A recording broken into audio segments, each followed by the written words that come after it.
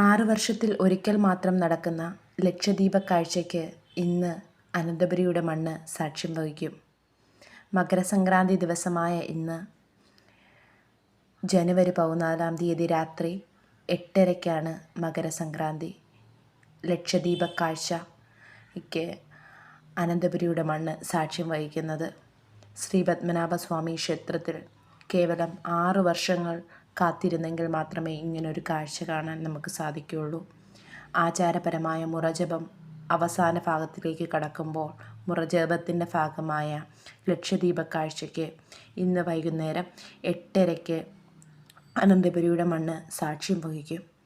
നെയ്വിളക്കും വൈദ്യുത വിളക്കുകളുമായി ദീപ അലങ്കാരങ്ങളായി പ്രകാശപൂരിതമാവും നമ്മുടെ അനന്തപുരിയുടെ മണ്ണ്. ഇനിയും ഒരു 16-ാം തീയതി വരെ നമുക്ക് ഈ കാഴ്ചകൾ കാണാൻ വേണ്ടി പറ്റും കേട്ടോ. ലൈറ്റിങ്ങും കാര്യങ്ങളും ഒക്കെയായി ഇന്നലെ ഞങ്ങൾ അവിടെ പോയിരുന്നു.